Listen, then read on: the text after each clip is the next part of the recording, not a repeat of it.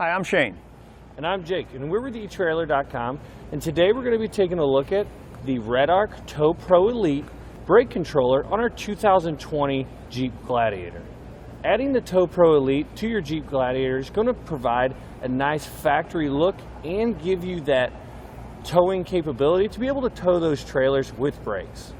So right off the bat, you'll see how small the Redarc control is going to be compared to your traditional brake controllers. Your traditional brake controllers are going to be very, very large, and a lot of times they can get in the way. Now this is just going to be our control knob to where we can turn up or turn down the gain of our braking system. We'll go ahead and remove this panel so you can see the rest of the Tow Pro Elite. So here you can see we have our control panel for our Tow Pro Elite. It's going to be mounted up and out of the way, out of your sight, so you don't have to worry about knocking your knee on that old-fashioned brake controller.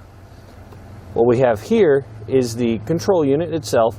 This is what's going to sense the inertia of how fast and how rough your car is riding so that it can apply the proper braking to the trailer you're towing. Now with this brake controller, my favorite part about it has got to be the cleanliness of the install. It's going to have a very clean install. All you're going to see is this knob, and there's also available a little plastic collar that'll go right into a knockout that you would knock out of your dash. With this system, you are going to get two different modes of braking. You're going to have proportional, which is going to match the brake pressure of your Jeep. And then you're going to have user mode. User mode is going to be for those times where you may go off-road and you're going to need more braking on the trailer side than you are in your vehicle. Say you're going down a hill, you don't want your trailer to be pushing your vehicle down the hill. That's when user mode comes in handy, as it's going to brake at a faster rate and harder on your trailer than it would on your vehicle. Go ahead and show you how to switch between the two modes. So here we have it in the proportional mode. This is going to be for your everyday driving. So you can see we have it set on 4. 5 is normally a pretty good recommendation when you're hauling a load. You do want to sense which way you may need to go with your knob when you are hauling your load. If you feel like your load is still pushing you down the road, you're going to need to bump it up a little bit. But if you feel like the trailer is dragging behind you, you want to loosen it up a little bit. But with proportional mode, however hard you push the brake, it's going to, you can see our light is getting brighter and brighter red as we push on our brake. Now to put it in user mode, first you'll want to put your vehicle in park, turn it all the way back to 0, push on the brake, and then click the button twice. You'll see our little LED light there turned green. That means you're in user mode. User mode, like we said, whatever you turn it up to, as soon as you hit the brakes, it's going to apply that brake pressure every time. No matter how hard you push on the brakes, it will apply that pressure. I'm barely pushing on the brake pedal, and it's giving us that 7 signal back to our trailer. Now you may be wondering, with the older style brake controllers, your manual override is going to be on the bottom or on the top, and it's going to be a trigger that you pull in those cases of emergencies when you may have to stop the trailer a little bit faster than what your proportional braking is going to allow you. Redarc's got you covered. So that same clicking feature that you'll use, you'll simply just push on it and it's going to apply the brakes without you having to use the brakes on the inside to rely sending that signal back to your trailer. All in all, what it's going to come down to is whether or not you like the clean look of your Redarc, or if you don't mind the bulkiness of the traditional style. Now, for me, I like having those two different modes. And I like the small size of this knob and the fact that the entire control box is mounted up under the dash out of my sight. I've had these brake controllers before, and let me tell you, they are annoying when you're getting in and out of your vehicle. You can see here how close it is to my leg. This is where my leg would be where I'm driving, and this is where the brake controller would mount. So, unless you have a substantial amount of leg room here in our Jeep, we're not going to have a lot to begin with, so that's why we decided to go with the Redarc, because it's not going to take up hardly any room at all. Now that we've gone over what the Tow Pro can do, let's go ahead and pull our Gladiator in the garage, and Shane's going to show us how he got it installed. To start our installation, we need to figure out where we're going to mount our switch. A good place for the new 2020 Gladiators I found is right here. You can see how it kind of contours. We want to make sure we're on the flat surface. We're going to come down just a little bit, and we're going to drill our hole here. If you go down too far, on the underside of the dash is all of your piping for all of your vents. So where we're going to put it is going to be just below this bend and just to the inside here. So right about up in this corner. That way when our plug's in, we have our wiring on the back. We're going to have enough room, it's going to come out right on top of the pipe. So it'll sit just about like this. And we'll be able to see the dial on the front of the switch. Let's go ahead and remove this panel, and then we'll start drilling our holes. To remove this panel, simply pull back like this on both sides, and then we'll set it aside. Just so you can see a little bit better exactly what we're talking about, we went ahead and removed this center panel, and again, it just pulls straight out. It just has plastic clips on it. So if you look right down here, you'll see this plastic pipe. What we're going to do is we want to stay above it. So we're going to be going, this is where my contour is, we're going to be going just below it. That way our plug and our wire will come out straight over the top of that pipe. In your directions, it's going to give you measurements on how to drill your holes and where to drill them. This little ring is actually going to be put on after you drill your holes. So what I'm going to do, since this is exact to the holes that are on the switch, I'm actually going to use this to mark my holes where they need to be drilled. I took a piece of electrical tape. What I'm going to do, I'll put it on this side, is I'm going to tape it right in my spot, and I'm going to mark it with a marker.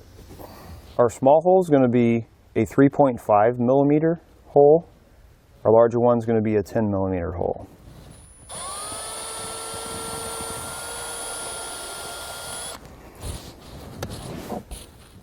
That.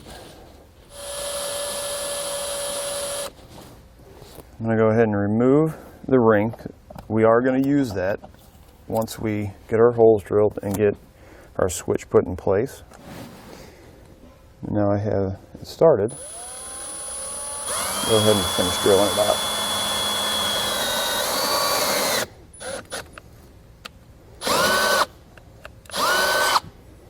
Since it's kind of hard, it would have been hard to see.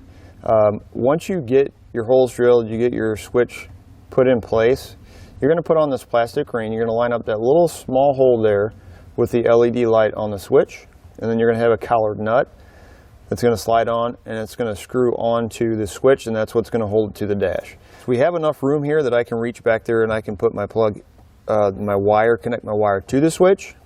I will suggest, if you're not going to put it in this location, you're going to put it somewhere else, put the wire on first before you install your switch on the dash. We're going to have two different ends on our plug. It really doesn't matter which one you use. It's all going to depend on how you mount your switch and where you mount your control unit. I think I'm going to put this end in to the back of my switch. So I decided to switch it and actually use the straight end for the back of the switch itself. Next, we need to mount our control unit. You want to make sure when you mount this, you mount it somewhere solid where it's not going to move. So, tech tip, don't zip tie it to any factory wiring where it's going to bounce around like this, because it's going to mess up the calibration. What I'm going to do is I'm actually going to mount it right on this brace, right behind this panel.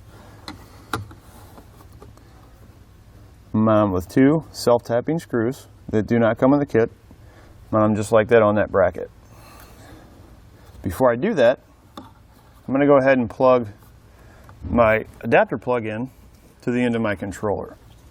In order to get this installed on the 2020, your kit is actually going to come with this plug, which would be hardwired into your factory wiring if you didn't have factory tow package. However, we have a factory tow package, so what you're going to need is you're going to need this part here.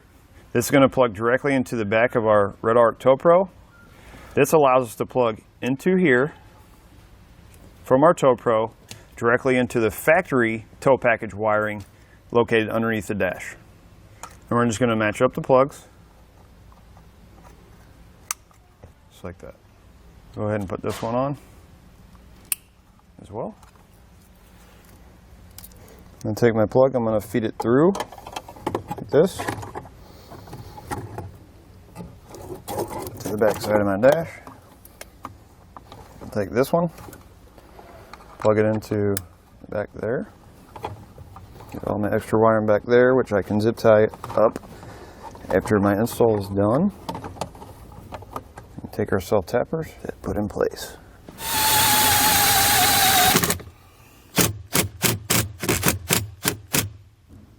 Now the reason I put it here is because if for some reason we need to switch out any wire or anything like that, we can pull this panel off and it's easily accessible.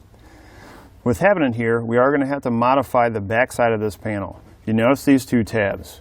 The only thing these tabs do is slide up in there to nothing. So what we're going to do is I'm actually going to cut these off so that it doesn't cause any damage to my wiring, doesn't push on the plug, doesn't cause any damage to the controller itself.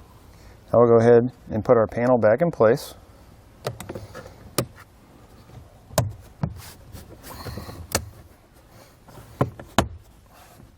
Then we need to put our knob onto our switch. You're going to take this ring right here, you're going to spin it all the way to the left, counterclockwise. You're going to take the 0 and you're going to line it up with the LED light in the top. Push it into place. Just like that. You want to make sure that you're able to push that. You can see the movement, you can hear it clicking. You want to make sure when you install this, you have that movement. That's your manual override. So this is going to be our factory plug.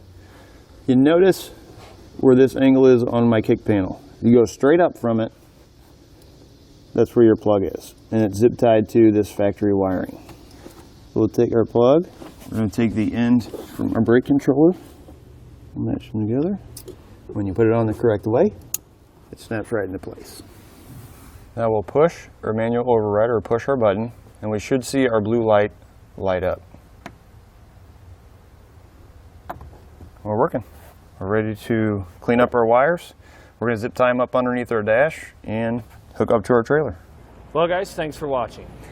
That's going to do it for our look at and installation on the Redarc Tow Pro Elite Trailer Brake Controller on our 2020 Jeep Gladiator.